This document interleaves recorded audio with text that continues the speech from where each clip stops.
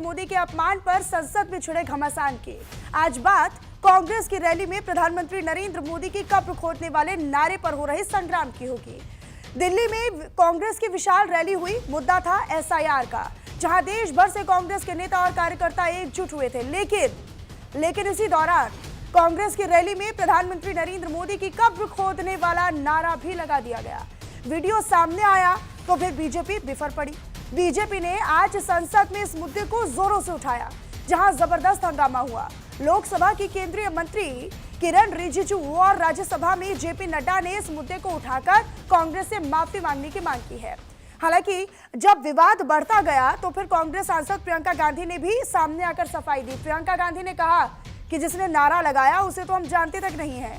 साथ ही उन्होंने ये भी आरोप लगाया कि बीजेपी सदन चलने नहीं देना चाहती। लेकिन प्रियंका गांधी वाड्रा के नारा लगाने वाली जिस कांग्रेस नेता को पहचानने से इनकार किया है, वो तो जयपुर महिला कांग्रेस की अध्यक्ष मंजुलता मीणा है, जिन्होंने दोबारा से एक बार फिर से प्रधानमंत्री नरेंद्र मोदी की कब्र खोदने वाला नारा लगाया। अब ऐसे में सवाल तो कई सारे हैं, लेकिन सबसे बड़ा सवाल कि क्या प्रधानमंत्री नरेंद्र मोदी का अपमान करना कांग्रेस की आदत सी बन गई है? क्या कांग्रेस अपनी गलतियों से सीखने का नाम नहीं ले रही? आज करेंगे इसी मुद्दे पर चर्चा कुछ खास मेहमानों के साथ, लेकिन उससे पहले ये रिपोर्ट।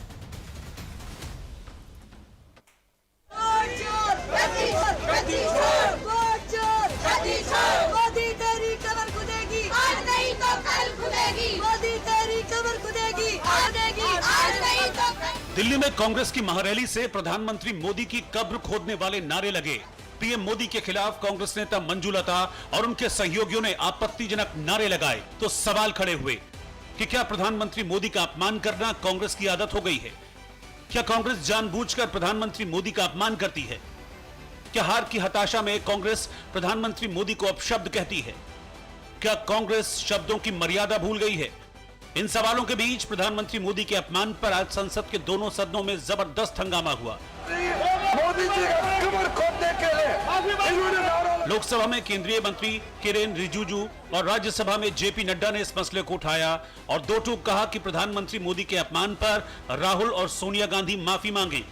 ये नामदारों के झंझलाहट को स्पष्ट इंगित करता है और साथ में इस तरीके की बात कहना एक प्रधानमंत्री जी के खिलाफ और मृत्यु की कामना करना, यह अपने आप में बहुत ही निंदनीय है। इसके लिए हमारे नेता प्रतिपक्ष और कांग्रेस पार्टी के नेता यहां बैठी हैं, आदरणीय सोनिया गांधी जी, इनको देश से माफी मांगनी चाहिए। हम इस सदन में लोगों के द्वारा चुने हुए प्रतिनिधि के हिसाब से काम करते हैं। कल कांग्रेस के रैली में प्रधानमंत्री मोदी जी का कब्र खोदने के लिए बात कहा गया है।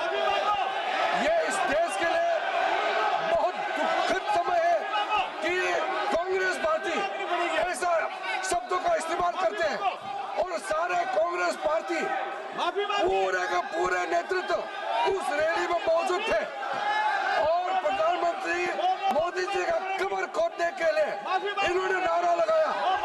इस देश के लिए इससे शर्मनाक, इससे ज्यादा दुर्भाग्यपूर्ण कोई चीज नहीं हो सकता है। केंद्रीय मंत्री किरेन रिजिजू ने पीएम मोदी के खिलाफ लगाए गए आपत्तिजनक नारों पर सवाल खड़े किए। कांग्रेस की मानसिकता को सवालों के कटघरे में खड़ा किया। हालांकि ये कोई पहली दफा नहीं है जब प्रधानमंत्री मोदी के खिलाफ कांग्रेस ने अपशब्दों का इस्तेमाल किया हो। इससे पहले 2025 बिहार चुनाव के दौरान कांग्रेस के मंच से पीएम मोदी की मां को गाली दी गई, जिसका नतीजा रहा कि कांग्रेस और आरजेडी की करारी हार हुई। 2024 में कांग्रेस नेता अलका लांबा ने रावण से पीएम मोदी की तुलना की थी।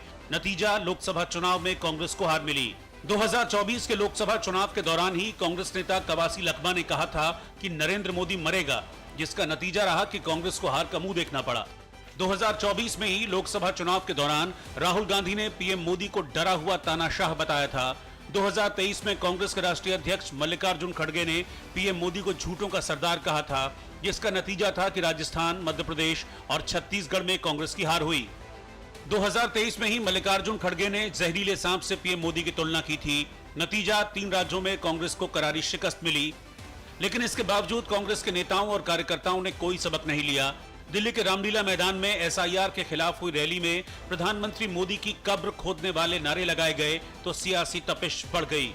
माफी मांगनी चाहिए, क्योंकि अगर ये इस तरह के ऑपोजिशन लीडर्स हो गए जिन्हें हम लीडर्स कहते हैं, ये अच्छा प्रेसिडेंट नहीं दुनिया के सामने लाएंगे, अच्छा प्रेसिडेंट नहीं दुनिया युवाओं के सामने लाएंगे, तो दुनिया में क्या इस समय तो एक खून खराबे का माहौल बनेगा। और इस तरीके से जो है कोई भी किसी की भी पहले तो मारने की कामना करते हैं, इच्छा करते हैं, बाद में कोई हिम्मत भी कर सकता है इस तरह के काम की, क्योंकि आप इसको ओपन बना रहे हैं। लोग आपस में बात कर रहे थे कि किसने कहा ये सब, हमें तो मालूम ही नहीं है, हमें मंच पे तो बिल्कुल ऐसा नहीं हुआ। फिर पता चला कि पब्लिक में किसी ने इंटरव्यू दिया, पब्लिक में कोई कह रहा है, कोई कार्यकर्ता है या कौन है, किसी को मालूम भी नहीं है कौन है, उनको खुद नहीं मालूम कौन है, तो सदन में उठा क्यों रहे हैं, और वो भी क्वेश्चन आवर के टाइम। मुझे लगता है चलाना ही नहीं चाह रहे हैं। प्रधानमंत्री मोदी के अपमान पर जबरदस्त सियासी घमासान छिड़ा। इस बीच कब्र खोदने का नारा लगाने वाली कांग्रेस नेता को प्रियंका गांधी ने पहचानने से इनकार कर दिया। हालांकि जिस महिला कांग्रेस नेता ने पीएम मोदी के खिलाफ नारे लगाए वो जयपुर महिला कांग्रेस की अध्यक्ष मंजुलता मीणा हैं, जिन्होंने अब शब्दों पर माफी मांगने के बजाय कब्र खोदने वाले नारे को फिर से दोहराया। आज जो देश में हालात हो रहे हैं, संविधान, इस लोकतंत्र में संविधान को बहुत ऊंचा दर्जा दिया गया। भाई मोदी तेरी कब्र खुदेगी, आज नहीं तो कल खुदेगी, यानी वोट छोड़ गद्दी छोड़, इस स्लोगन के द्वारा बोला जाता है। प्रधानमंत्री मोदी के खिलाफ कांग्रेस के बिगड़े बोल पर अब सवाल है कि आखिर गलतियों से कांग्रेस सीखती क्यों नहीं है, बार बार प्रधानमंत्री मोदी का अपमान क्यों करती है, और सवाल ये भी है कि आखिर किसके इशारे पर कांग्रेस नेता मंजुलता ने प्रधानमंत्री मोदी की कब्र खोदने वाले नारे लगाए। Bureau report, news India. तेरी कब्र खुदेगी, आज नहीं तो कल खुदेगी।